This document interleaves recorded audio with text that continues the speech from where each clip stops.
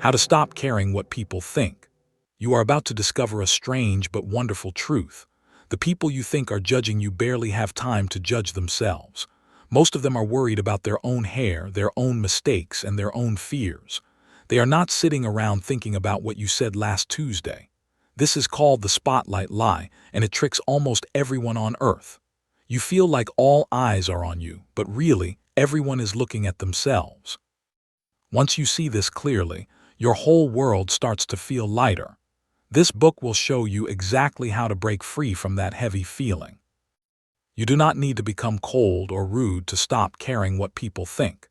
You just need to learn a few simple mental tricks that change everything. These tricks are like small keys that open very big doors to freedom.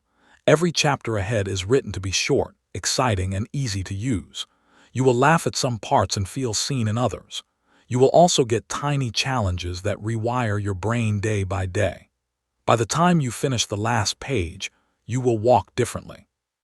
You will talk differently because you will finally belong to yourself. Chapter 1. The Spotlight Lie. You are not the main character in their story. Think about the last time you felt embarrassed in public. Maybe you tripped on a step or said something silly in a group. Your face got hot and your heart started pounding very fast. You probably thought everyone saw it and would remember it forever. But here is the truth that changes everything. Most people around you did not even notice what happened. The ones who did notice forgot about it within 5 minutes. That is because every single person is busy thinking about their own life first. Your brain has a funny little quirk that makes you feel extra special. It convinces you that you are the star of every room you walk into. This is not because you are selfish, but because you are human. You see the world through your own eyes every single day. So you naturally assume that others see you as clearly as you see yourself. But other people see you the way you see a background tree in a movie. You only notice the tree if something weird happens to it. The rest of the time, the tree is just there while you watch the main actor. This spotlight lie used to keep our ancestors alive long ago. If you were alone in the dark, you had to watch for danger everywhere. Thinking that others were watching you helped you stay alert and safe. But now you live in a world with houses and locks and grocery stores. That old alarm system is still ringing even though there is no real danger. You feel judged even when you are just walking down the street alone. You feel watched even when nobody is looking in your direction at all. The alarm is broken, and it is time to turn it off for good. Here is a fun experiment you can try starting today. Walk into a coffee shop or a store and look at other people closely. Watch how often they look at you instead of their phones or their friends. You will be shocked to see how little attention they give you. Most people are staring at their own screens or their own shopping lists.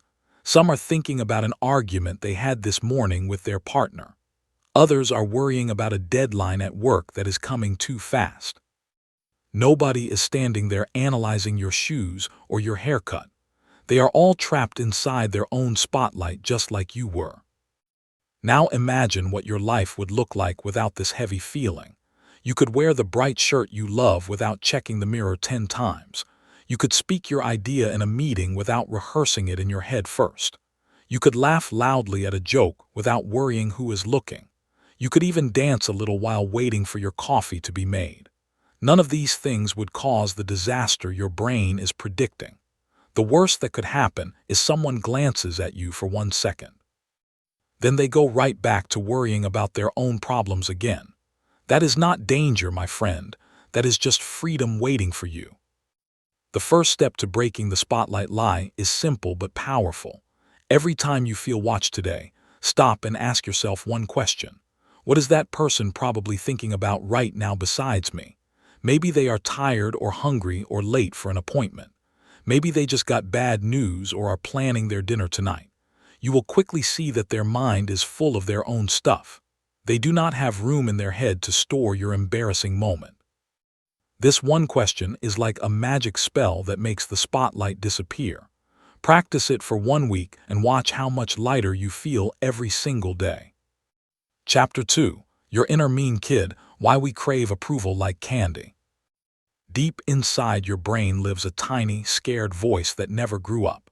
Think of this voice as a little kid who is afraid of being left alone.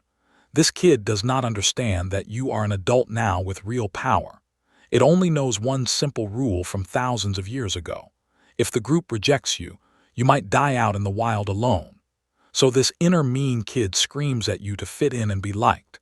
It tells you that approval is the same thing as being safe.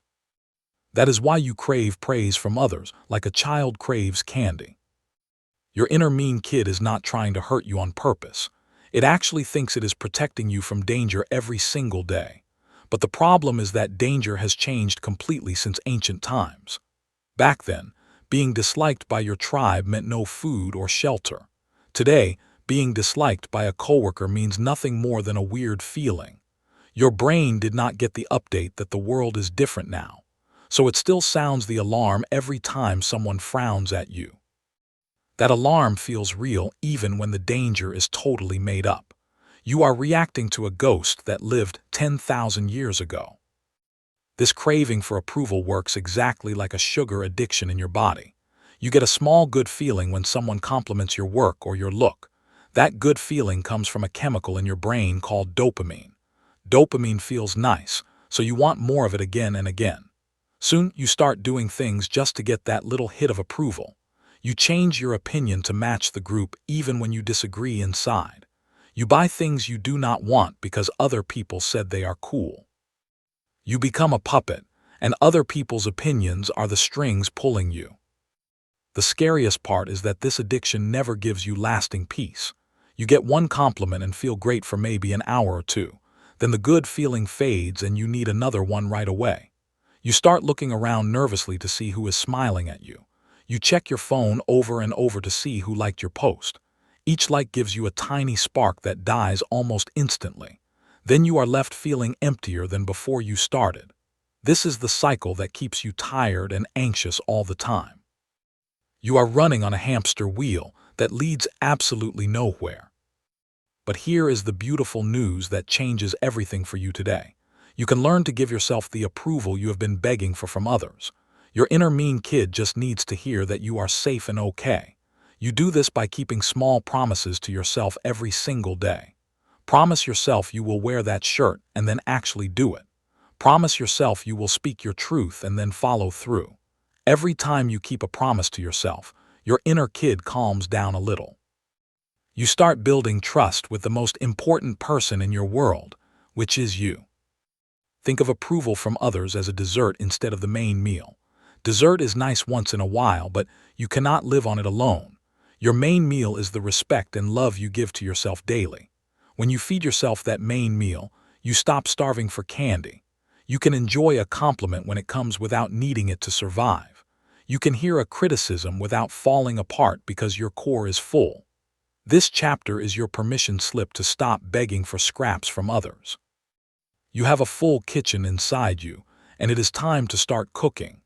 Your inner mean kid is finally going to grow up and relax. Chapter 3. The 5 people who actually matter and the 99% who don't. Imagine drawing a small circle on a piece of paper right now. Inside that circle, you will put only the people whose opinions truly shape your life. This is not a big circle because most people do not actually get a vote. Your life belongs to you, not to the crowd on social media. Not to the neighbor who always has something to say about everything. Not to the stranger who might walk past you at the mall. When you see this clearly, you feel an instant wave of relief. Most of your worry has been wasted on people who do not count at all. The first person in your circle must be you. And you alone are the leader. Your opinion about your own life matters more than all others combined. You are the one who wakes up in your body every morning. You are the one who feels your feelings and sleeps in your bed. Nobody else has walked your exact path or knows your secret heart. So why would you let strangers steer your ship away from shore? You would not let a random person drive your car, right? Then stop letting random people drive your emotions and your choices. The next people in your small circle are those who truly love you well. These are the ones who celebrate your wins without feeling jealous inside. They tell you hard truths with kindness because they want you to grow. They do not tear you down to feel bigger about themselves at all. They show up when you are sick or sad without keeping a scorecard. This group is usually very small, maybe 2 to 5 people total. If you have 3 of these people, you are richer than most humans ever get. Their opinions deserve your attention because they have earned that right with love. Then you have the people who pay your bills or share your home peacefully. This might include your boss, your partner, or a parent you still rely on. These people have some say in your practical daily life arrangements. You might need to keep your job or keep the peace in your house, but notice that their say is about actions, not about your soul's worth. They can tell you to show up on time or wash the dishes. They do not get to tell you that your dreams are stupid or your heart is wrong. That is a very important difference that most people never learn to see. Everyone else on earth falls into the 99% who do not matter. That includes coworkers you barely know and cousins you see once a year. It includes old friends from high school who never call you anymore. It includes every single follower on every single social media app you use. It includes the cashier, the bus driver, and the person walking their dog. These people do not know your story or your struggles or your secret wishes. They have not earned a vote, so stop handing them your power for free. You would not give your house keys to a stranger on the street corner. So stop giving your emotional keys to people who do not even know your name. Here is a fun rule you can start using today without any delay. Whenever you feel upset about what someone might think, ask this quick question. Are they in my circle of 5 or are they in the 99%? If they are not in your circle, their opinion is just background noise. You can notice it and then let it float right on by your ears. You do not need to fight it or change it or even fix anything. You just need to stop giving it the attention of a real vote. This one question will save you hours of worry every single week. Your circle of 5 gets your care, and everyone else gets a polite goodbye wave. Chapter 4, The So What Test, How to Shrink Any Fear in 10 Seconds. There is a magic question that can shrink your biggest fear almost instantly. That question is 2 small words that hold enormous power inside them. Those words are so what, asked in a calm and curious kind of voice. Let us say you are afraid people will laugh at your presentation at work. You ask yourself, so what if someone laughs at your presentation today? Will the earth stop spinning or will the sun forget to rise tomorrow? Will your heart stop beating or will your family stop loving you forever? No, none of those things will happen at all. You will just feel a little embarrassed for a moment, and then it will be over. The so what test works because it separates feelings from real facts. Your brain makes up a scary story and then treats that story as truth. But when you ask, so what, you become the detective checking the evidence. You realize that most of the disaster you imagine never actually comes true. And even if the bad thing does happen, it is usually not that bad. You have survived every single hard day you have ever faced so far. That means you are 100% undefeated against your worst fears. That is a pretty amazing record that deserves some respect and celebration. Let us practice this test with a few common fears that bother many people. You are afraid to post your art online because someone might say something mean. So what if someone says something mean about your art online? That person is probably sad or bored or jealous of your courage. Their mean comment does not change the color or beauty of your art one bit. You can delete their comment or block them with 2 clicks of a mouse. Meanwhile, someone else might see your art and feel less alone in the world. The possible good far outweighs the possible bad when you really look closely. So what if one stranger does not like what you made with your own hands? Another example is the fear of asking for a raise at your job. You worry your boss will say no, and then think you are greedy forever. So what if your boss says no to your request for a raise today? You will be exactly where you were before you asked the question at all. You might feel a little awkward for a few minutes during that conversation. But your boss has probably said no to many people before you came along. A no is not a fire that burns down your whole career in 1 second. It is just a word that means not right now or try a different way. Meanwhile, if your boss says yes, your whole financial life could get much better. The chance of a yes is worth the tiny risk of a temporary no feeling. The so what test also works for social fears that keep you quiet in groups. You want to share an idea but worry people will think you sound stupid. So what if one person thinks your idea sounds a little bit different or weird? Different ideas are actually how the whole world makes progress and grows. Every invention you love started as someone's weird idea that others laughed at first. Your silence guarantees that nobody will hear your voice or your gift at all. Your speaking gives your idea a chance to spark something beautiful in someone else. The temporary discomfort of speaking is nothing compared to the regret of staying silent. So what if they think you are different? Different is exactly what the world needs more of right now. Start using the "so what" test on every fear that visits your mind today. When you feel your stomach drop, stop and whisper those two magic words aloud. Do it in the car, in the bathroom, or quietly under your breath anywhere. Watch how the fear shrinks from a monster into a mouse very quickly. The monster wanted you to think the danger was huge and permanent. The mouse is just a small, uncomfortable feeling that will pass soon enough. You can handle a mouse, but you do not have to fight a monster anymore. This test puts you back in charge of your own brave heart today. Chapter 5. Breaking the mirror. Stop seeing yourself through strangers' eyes. Most people walk around with an invisible mirror held up by strangers' hands. That mirror does not show your real face or your real worth at all. It shows a twisted version based on what you think others expect from you. You check this mirror before you speak, before you dress, before you move. You ask yourself, what will they think if I do this thing right now? This habit steals your energy and leaves you exhausted by dinner time. The good news is that you can break this mirror whenever you decide to. You just need to learn a new way of seeing yourself instead. The first step is to notice how often you check that invisible mirror daily. Pay attention to every time you change your behavior because of imagined eyes. You laugh quieter than you want to because someone might think it is loud. You wear clothes you hate because someone might think they look strange on you. You hide your excitement about a hobby because someone might call it boring. Each of these small betrayals adds up to a very heavy backpack of pretending. You are carrying a backpack full of rocks that other people did not even ask for. The most freeing moment comes when you finally decide to set that backpack down. Here is a powerful exercise that will change how you see your own reflection. Stand in front of a real mirror in your home without any other people around. Look at your own eyes and say out loud, "I'm not here for their approval." Say it again and again until you feel a small shift in your chest. Notice what your face looks like when you are not performing for anyone else.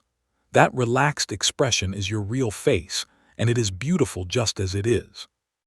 The tension you usually carry is just you trying to look acceptable to ghosts.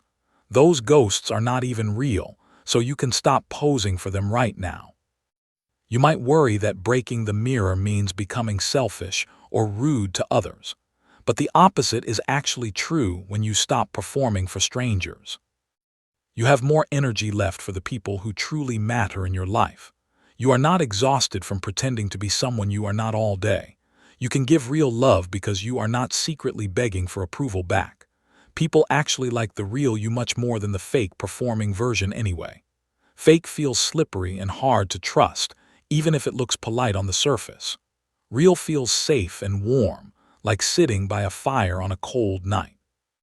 Think about the people you love most in your entire life right now. Do you love them because they perform perfectly or because they are truly themselves? You love your best friend for their weird laugh and their strange opinions.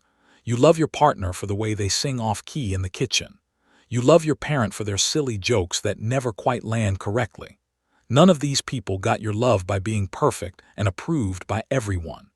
They got your love by being real and brave enough to show their true self. That same magic will happen for you when you drop the performance completely. Today you will practice walking through the world without checking that mirror.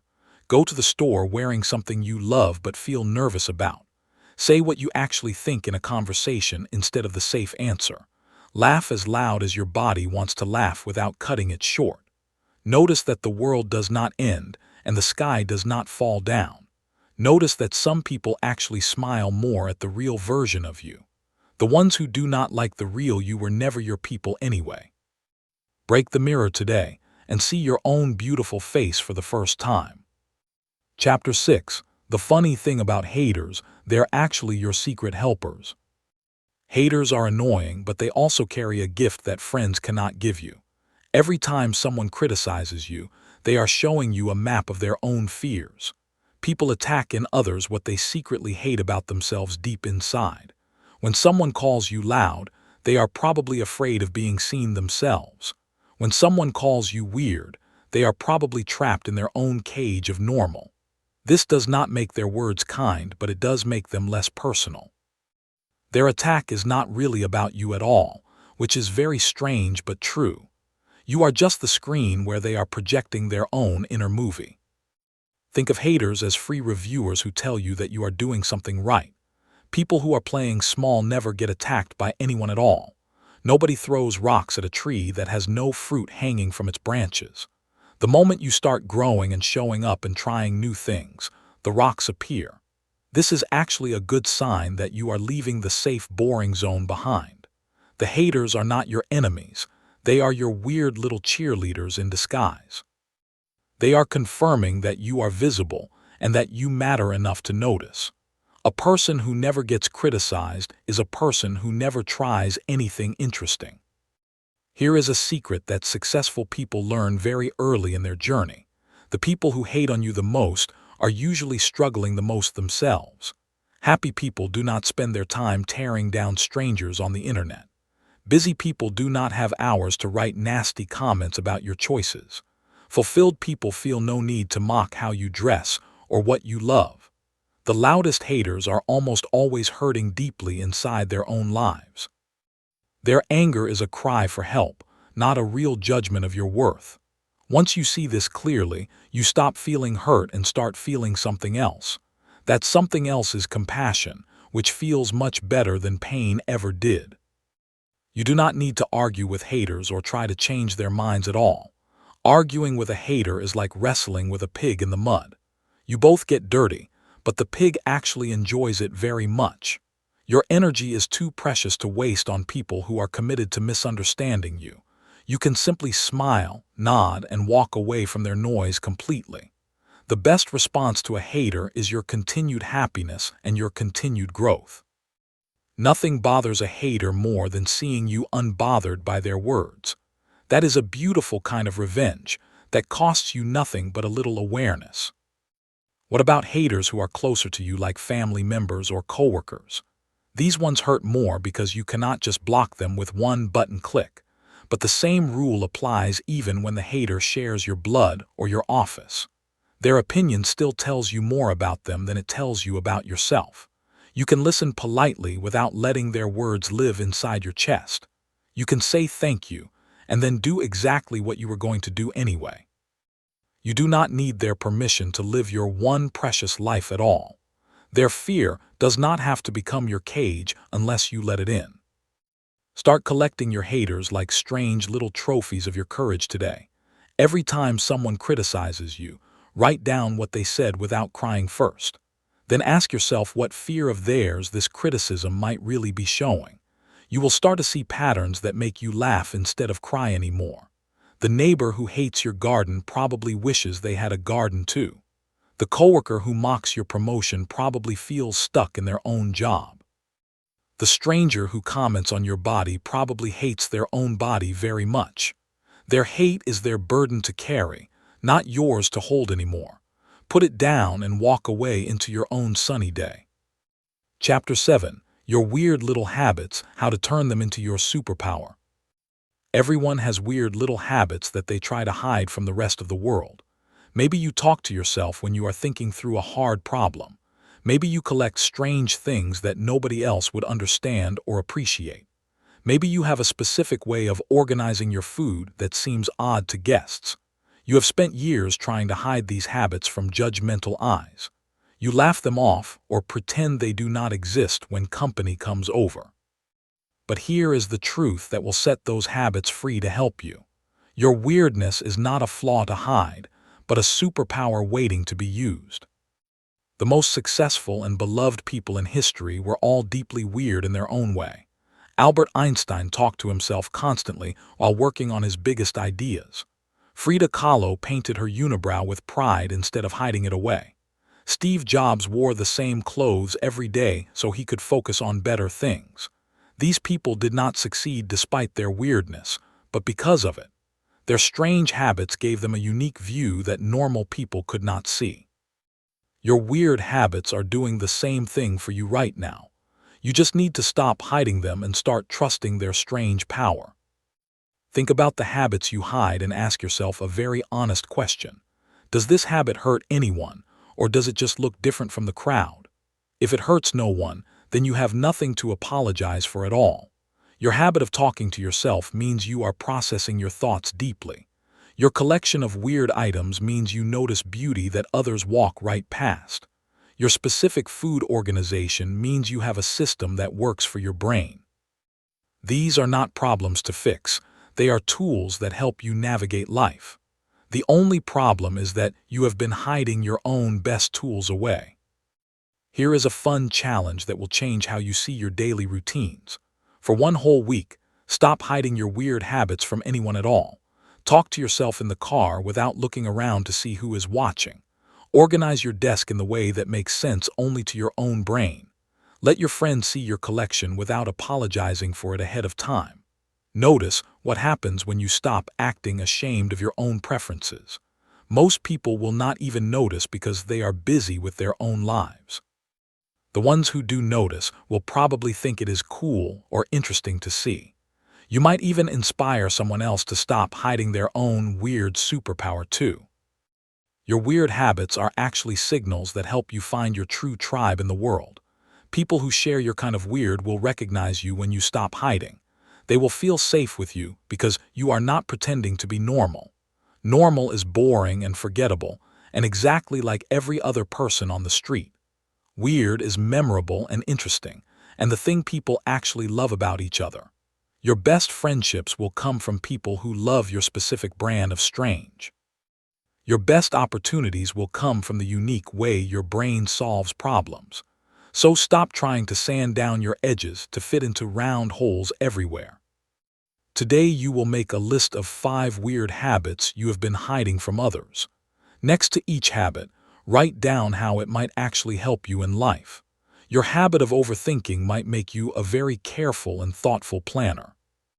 Your habit of singing off-key might mean you feel music more deeply than most people. Your habit of needing alone time might mean you have a rich inner world to explore. Once you see the gift inside the weirdness, you cannot unsee it anymore. You will start to feel proud instead of ashamed of what makes you different.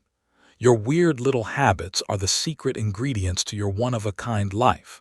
Let them out and watch how the right people gather around your beautiful fire. Chapter 8. The No Apology Day, a 24-hour experiment in radical honesty. Imagine spending one full day without saying sorry for anything that is not a real mistake. You would not apologize for your opinion, your feelings, or your presence in a room. You would not say sorry for asking a question or needing a little more time. You would not apologize for laughing too loud or taking up too much space. This is called a No Apology Day, and it will change your whole life. It is only 24 hours long, but the effects last much longer than that.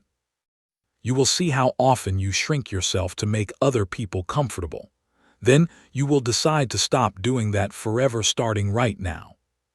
Most people over-apologize for things that do not require any apology at all. They say sorry when they want to speak up in a meeting at work. They say sorry when they need to leave a party early because they are tired. They say sorry when they have a different opinion from the person next to them. They say sorry when someone else bumps into them on the crowded sidewalk. This habit trains your brain to believe that you are always in the wrong. It tells the world that your needs and feelings are less important than everyone else's. A No Apology Day interrupts this pattern and shows you a new way to live. To prepare for your No Apology Day, you need to learn some replacement phrases first. Instead of saying sorry for being late, say thank you for waiting for me. Instead of sorry for asking, say I have a question that would help me understand. Instead of sorry for feeling sad, say I'm having a hard day and need a moment. Instead of sorry for disagreeing, say I see it differently and here is my view. These small word changes keep you polite without making you small at all. You are not being rude or mean. You are just being honest about your existence. You are allowed to exist and take up space without begging for forgiveness constantly. The morning of your no apology day, make a clear promise to yourself out loud. Say, today I will not apologize unless I have truly hurt someone on purpose. Then go through your normal day while watching your mouth very carefully.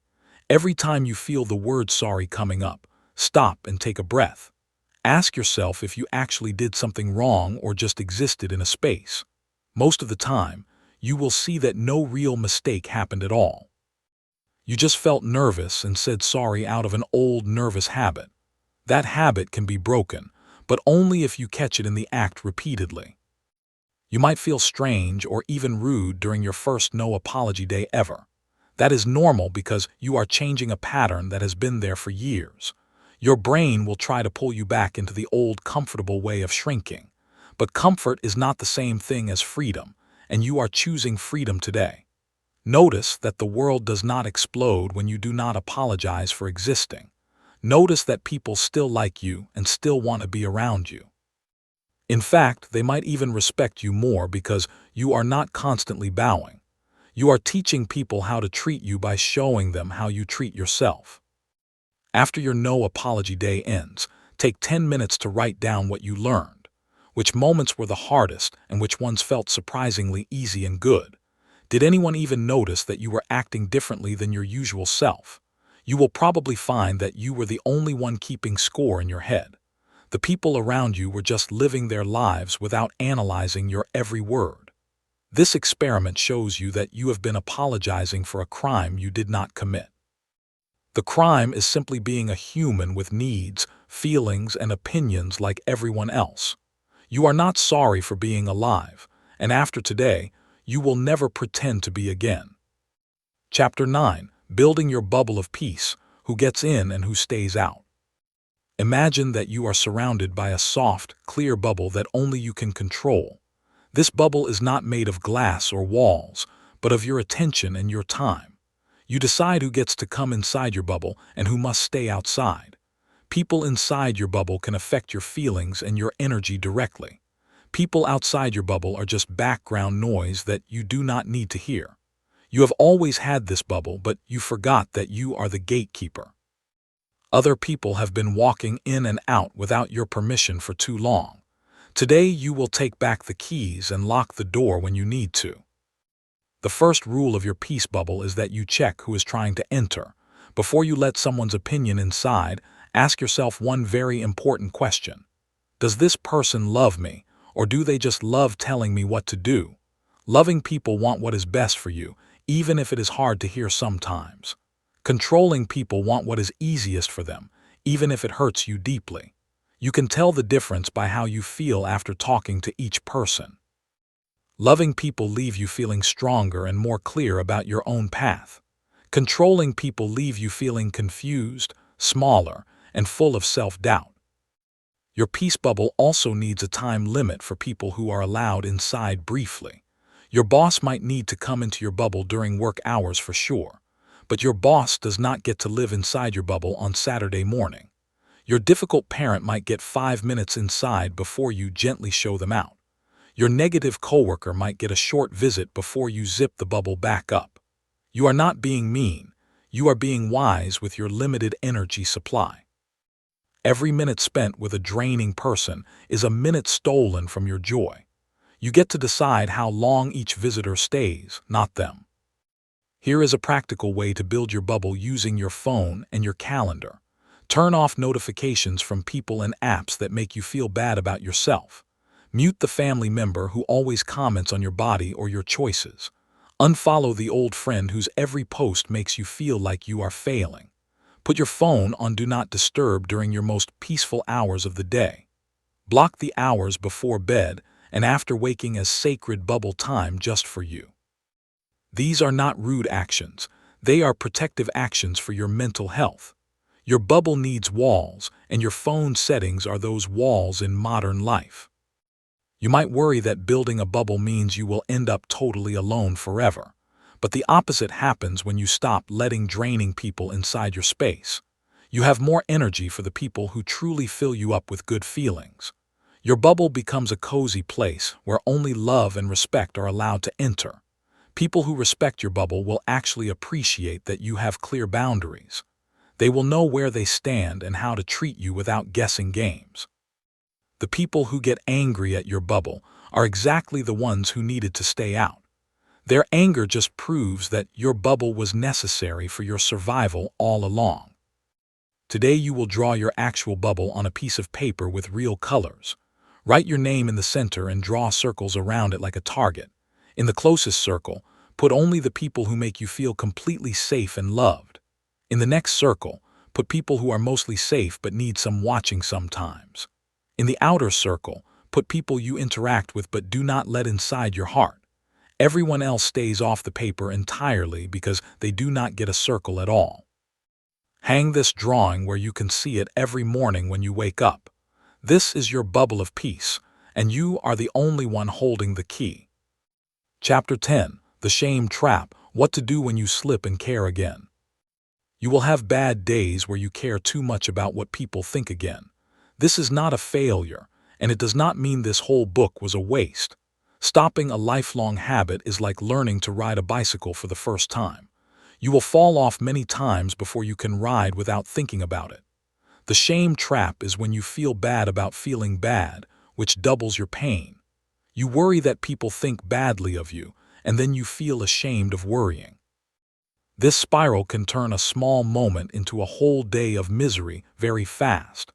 But you can escape this trap as soon as you recognize that you are inside it. The first step out of the shame trap is to name what is happening out loud. Say to yourself, "Oh, look, I am caring too much about opinions again right now. This is not a crime, and it does not make me weak or broken in any way. It just means I am a human with a brain that learned old patterns." You do not need to fight the feeling or pretend it is not there at all. You just need to stop adding shame on top of the original uncomfortable feeling. The original feeling might be a 5 out of 10 on the pain scale, but the shame can turn that 5 into a 9 very quickly if you let it. Stop the shame, and the original feeling becomes much easier to handle.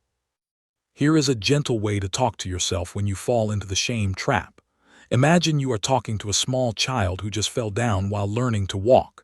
You would not scream at that child for falling or call them a failure forever. You would pick them up, brush off their knees, and say, "Try again, sweetheart." That is exactly how you must talk to yourself on your hard days. Say, "I fell down, and that is okay because I am still learning this skill." Say, "I care too much today, and tomorrow I will try a different way instead." Your inner voice should be a coach, not a critic, if you want to get better. One of the best tools against the shame trap is called the 5-minute rule. When you notice yourself spiraling into shame, give yourself 5 minutes to feel it fully. Set a timer on your phone and let yourself be sad or worried or angry. Do not try to fix the feeling or judge yourself for having it at all. Just sit with it like a rainstorm passing through your open window. When the timer goes off, you take a deep breath and stand up slowly. You say out loud, "That feeling is done for now, and I am moving on with my day." This trick stops shame from stretching a 5-minute feeling into 5 hours. You also need to prepare for your triggers before they even show up to hurt you. Think about the situations where you always start caring too much about opinions.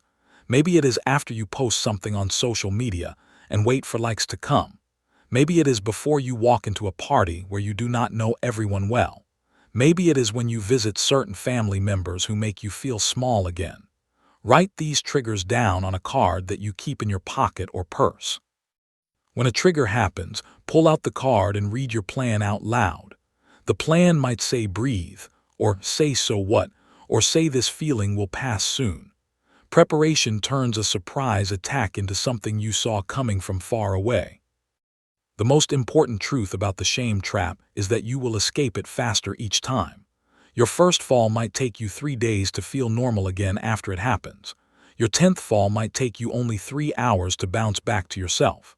Your 50th fall might take you only 3 minutes before you are laughing about it. This is called building your recovery muscle, and it gets stronger with practice. Every time you fall and get back up, you prove something important to yourself. You prove that you are braver than your fear and stronger than your shame. So do not fear the falls, because they are just training for your final freedom. Chapter 11. Your Future Self's Advice, a Letter You Write Today. There is a version of you who lives 5 years from now and is completely free. That future you does not spend hours worrying about what strangers might think. That future you wears what they want and says what they mean without fear. That future you looks back at today with so much love and kindness in their heart. They remember how hard this struggle felt and how heavy the weight was daily.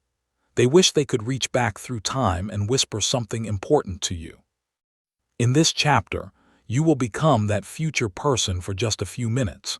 You will write a letter from your free self to your struggling self today. Find a quiet place with a pen and paper or a blank screen to type on. Close your eyes and imagine yourself 5 years older than you are right now. See yourself walking taller and laughing easier than you do in this moment. Notice how your shoulders are relaxed and your face is soft instead of tense. Imagine what you have done in those 5 years to become so much lighter. Maybe you traveled somewhere new or changed jobs or found better friends. Maybe you finally started that hobby you have been hiding from everyone else. Hold that image of your free future self very clearly in your mind before writing. Now start your letter with the words, "Dear younger me, I see you struggling today." Then let your future self speak directly to your current heart with kindness. Write about all the worries that feel huge right now but will become tiny later. Write about how those people whose opinions scared you are not even in your life anymore.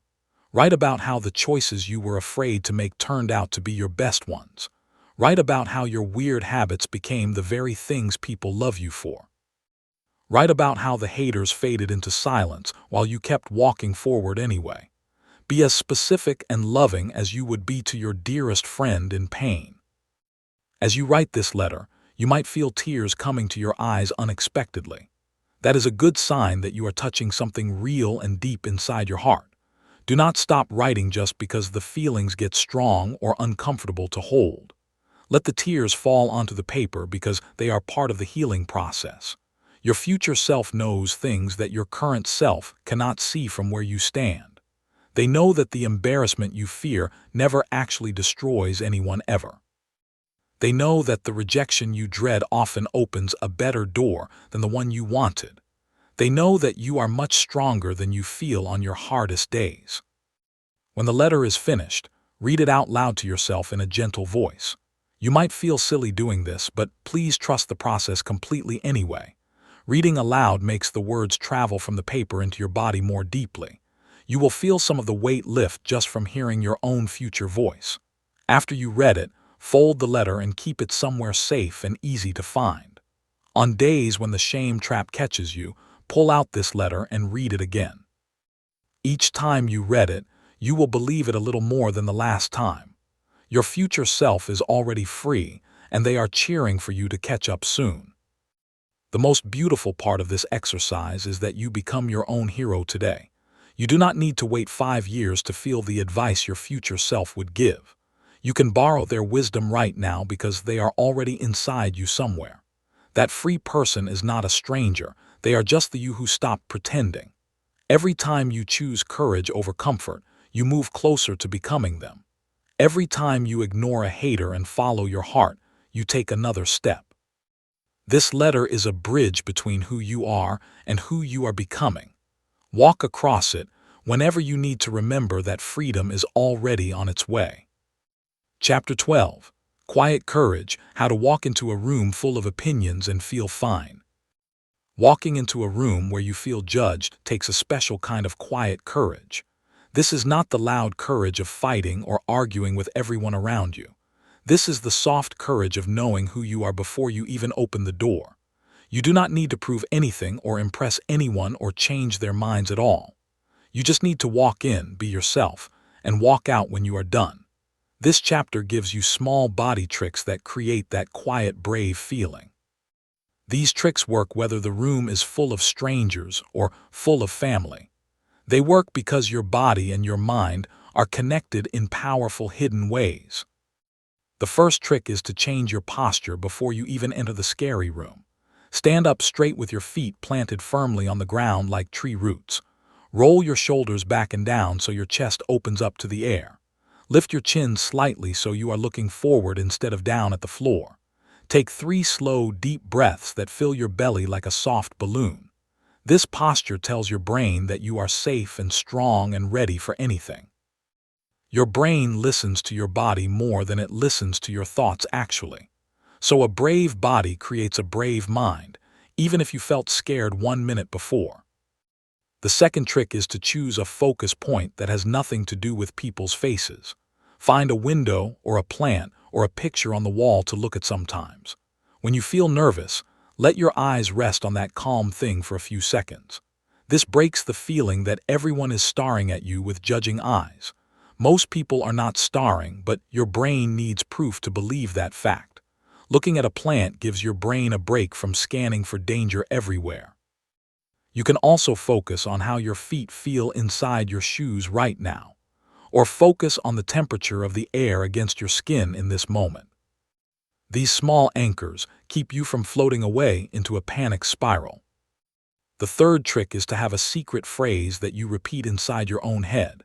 This phrase should be short and kind and full of truth that calms you down. Some good examples are "I am safe right now" or "I belong here as much as anyone." Another good one is "Their opinion is their problem, not mine to carry today." Or simply breathe in courage, breathe out their noise with each slow breath. You can make up your own phrase that feels true and strong to your own heart. Repeat this secret phrase like a song while you move through the room slowly. Nobody else can hear it, but your whole body will feel its calming effects working. The fourth trick is to remember that you can leave any room at any time you want. You are not trapped or stuck or forced to stay until you feel like crying. You can say "excuse me" and walk to the bathroom for a quiet break. You can get some fresh air outside for 2 minutes to reset your brain. You can even say goodbye early if the room is truly hurting your peace. There is no award for suffering the longest in a room full of opinions. Your comfort and safety matter more than their judgment of your early exit. Knowing you can leave actually makes you braver to stay a little longer if you choose.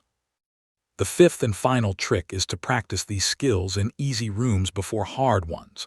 Start by walking into a grocery store with your brave posture and secret phrase. Then try a coffee shop where you do not know anyone at all sitting down. Then try a small gathering of friendly people who already like you a lot. Each small win builds your quiet courage muscle for the bigger challenges ahead. One day you will walk into the hardest room and barely even think about these tricks. They will just be part of you, like breathing or blinking or walking naturally. That day is closer than you think, and each small practice brings it nearer. You have quiet courage inside you already, just waiting to be invited out to play. Chapter 13.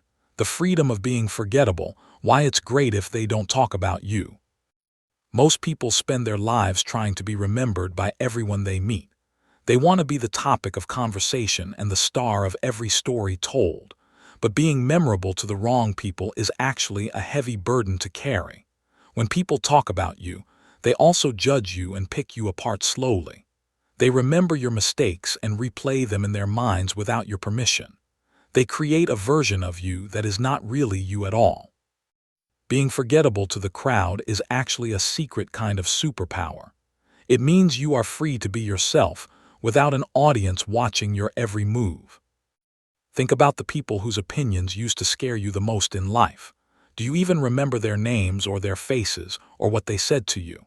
Probably not, because they were forgettable to you as well as you to them. That is the beautiful symmetry of being human in a busy, crowded world. Everyone forgets everyone else because we are all swimming in our own thoughts. The people who worried you last year are not even in your mind today. The same will be true for the people who worry you today next year. So why are you spending your precious energy trying to impress forgettable people? They will forget you, and you will forget them, so you might as well be free. There is a huge difference between being loved and being talked about by many people. Being loved means a few people know your real heart and stay close to you. Being talked about means many people have an opinion, but do not actually know you. The most talked about people are often the loneliest because nobody sees the real them. They are too busy performing for the crowd to ever rest or relax at all. You do not want to trade your peace for their empty attention for 1 second.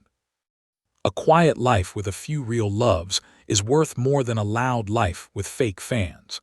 Being forgettable to the masses leaves you time and energy for what truly matters.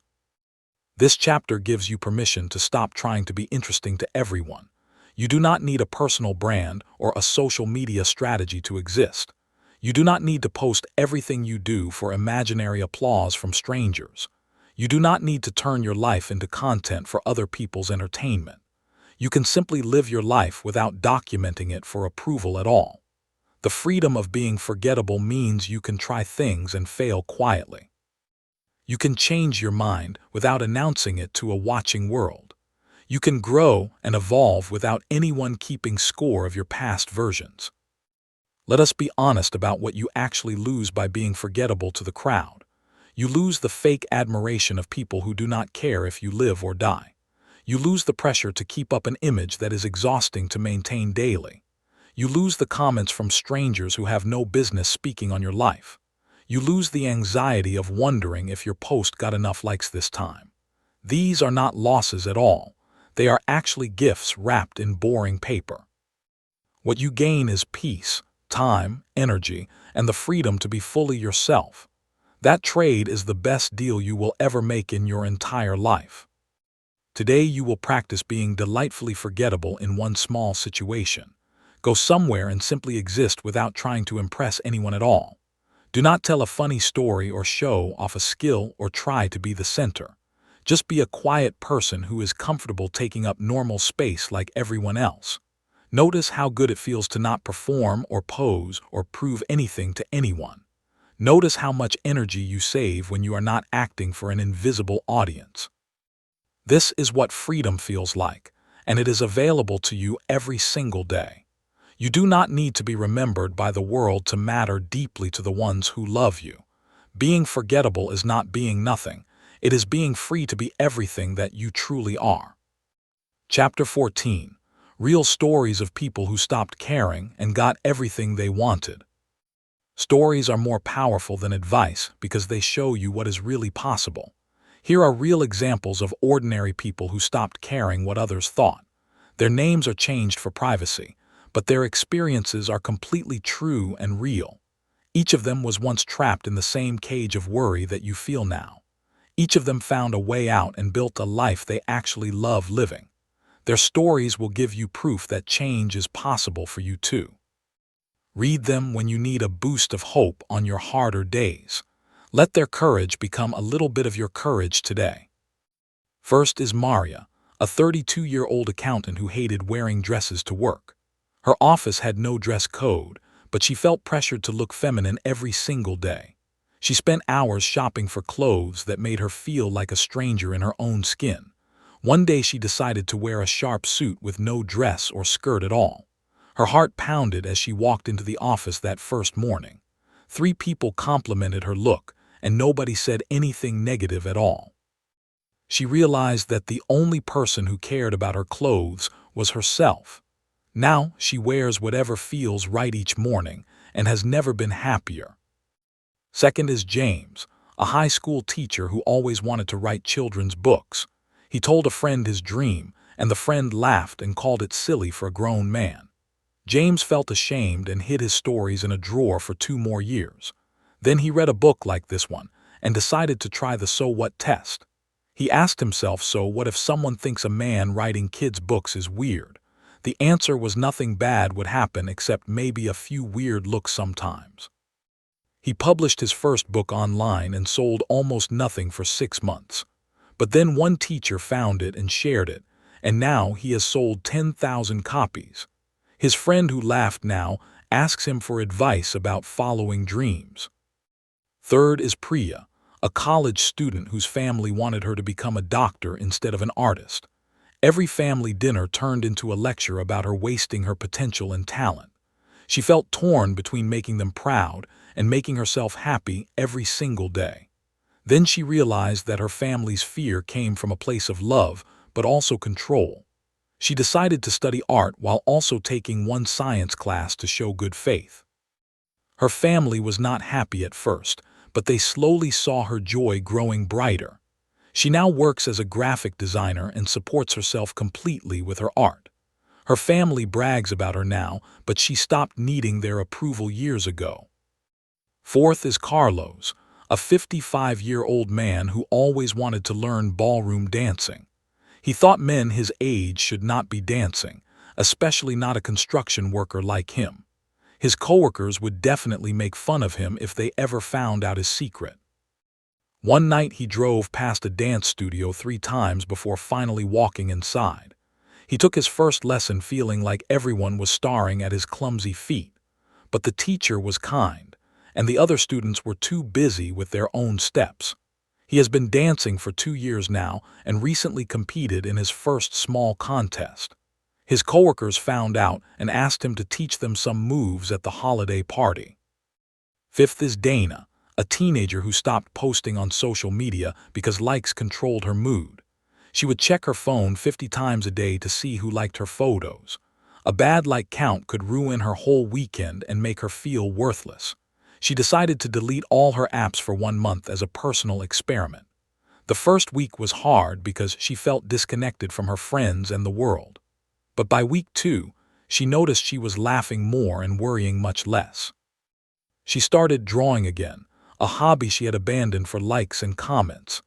Now she uses social media for 1 hour a week and feels free for the first time. These stories all share one simple pattern that you can copy for yourself today. Every single person felt scared before they made their brave choice to change. Every single person worried what others would think before they acted anyway. And every single person found that the fear was much worse than the reality. The worst thing they imagined almost never came true in real life. The best thing they hoped for often came true and surprised them with joy.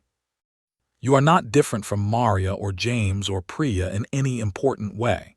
You have the same courage inside you, just waiting for you to say yes. Their story can become your story, starting with one small brave choice today. Chapter 15. Your First Brave Step, a 7-day plan to care less and live more. You have learned many tools throughout this book, but now it is time to act. Reading without doing is like owning a gym membership but never going inside. This chapter gives you a simple 7-day plan to start your new life. Each day has one small mission that takes less than 15 minutes to finish. Do not skip days or try to do more than the mission asks of you. Small, consistent steps build big changes much better than giant leaps ever could. You are training a new habit, and training takes patience and kindness with yourself. Let us begin day 1 of the rest of your free and brave life. Day 1 is called the observation day, and it requires no action at all. Simply carry a small notebook or use your phone notes app to track your worries. Every time you feel anxious about what someone might think, write it down quickly. Do not try to change the feeling or fight it, just notice when it shows up. Write down who you imagine is judging you and what you fear they will say. At the end of the day, count how many times you felt this kind of worry. You will likely be surprised by how often this habit runs in the background. Awareness is the first step, and today you simply become aware of your patterns. Day 2 is called the So What Day, and you will use the test from Chapter 4. Look at each worry you wrote down yesterday and ask so what out loud. Write down the real worst-case scenario, and then write down the likely real scenario. You will see that the real scenario is almost never as bad as the imagined one. Practice this test on every new worry that comes up during Day 2. Say so what to the fear of being laughed at or ignored or rejected completely. By bedtime, your brain will start to see fear as smaller and less scary. You are teaching your brain a new language, and it is learning fast. Day 3 is called the Small No Day, and you will practice a tiny boundary. Find one small request that someone might make of you today that you can refuse. You do not need to be rude, Just say no thank you or not this time. Maybe a coworker asks for help and you are too busy to give it freely. Maybe a friend wants to call and you need quiet time for yourself instead. Maybe a family member asks for a favor that you do not have energy to do. Say no kindly and watch what happens in your chest and stomach area. The world will not end, and the person will likely be fine with your answer. You have just taken back a small piece of your power and time. Day 4 is called the Weird Day, and you will share one weird habit openly. Pick the smallest weird thing you usually hide from other people's eyes. Maybe you wear mismatched socks or eat breakfast foods for dinner at night. Maybe you talk to your plants or have a strange way of organizing your desk. Share this weird thing with one person you trust, or even a stranger online. Notice that they do not run away or call you crazy or stop being your friend. They might even share their own weird thing back at you with a happy laugh. You have just learned that weird is not dangerous. It is actually how connection starts. Day 5 is called the No Apology Day, following the full plan from Chapter 8. You will go 24 hours without apologizing for your existence or preferences. Use the replacement phrases like thank you for waiting instead of sorry I am late. Catch yourself every time your mouth forms the word sorry for no real reason. By dinner time, you will feel a strange lightness in your chest and shoulders. By bedtime, you will wonder why you ever apologized for taking up space at all. This day might feel hard, but it will also feel like taking off a heavy coat. You were never meant to carry that weight, and today you finally set it down. Day 6 is called the Mirror Day, and you will practice the exercise from Chapter 5. Stand in front of a mirror and say, I am not here for their approval 10 times. Look at your own eyes and see the person who is learning to be free today. Notice any tension in your face and let it melt away like ice in the sun. Then go out into the world and catch yourself every time you check the invisible mirror. Each time you notice, gently remind yourself that their eyes do not define you. By the end of Day 6, you will feel like you are meeting yourself for the first time. That person in the mirror is pretty great, and they have been waiting for you to see them. Day 7 is called the Celebration Day, and you will honor your courage all week. Write down 3 brave things you did during the past 6 days of practice. They do not have to be big things. Small brave acts count just as much here. You said no to someone, you shared your weirdness, you stopped apologizing constantly. You asked so what to your fears and looked at yourself in a new mirror. These are huge wins, and you should feel very proud of every single one. Pick a small treat for yourself like a favorite snack or a relaxing bath. You are not the same person you were 7 days ago, not even close. Your first brave step has been taken, and now you know how to keep walking. Conclusion. You have reached the end of this book, but your real journey is just beginning now. The tools you learned here will not work if you simply close the cover and forget them. You must practice them daily like a musician practices scales or an athlete runs drills. Some days will be easy, and you will feel free and light and wonderfully yourself. Other days will be hard, and you will fall back into caring too much again. That is not failure, that is being human, and you know how to get back up. Every time you choose courage over comfort, you build a stronger, freer version of you. The people whose opinions used to trap you are still out there, but you have changed completely. You no longer need their approval to know that you are enough, right now, exactly as you are. So go ahead and wear the bright shirt that makes you feel happy inside. Speak your idea in the meeting without rehearsing it 50 times first. Laugh as loud as your body wants to laugh in the crowded restaurant. Dance a little while waiting for your coffee because your body feels like moving. Take up space, make mistakes, change your mind, and grow in new directions. The world does not need another person who is busy shrinking to fit in. The world needs you, the real you, the one who stopped caring what people think. That person is already here, and they are ready to live their one wild and precious life. Welcome home to yourself, brave one. You have finally arrived.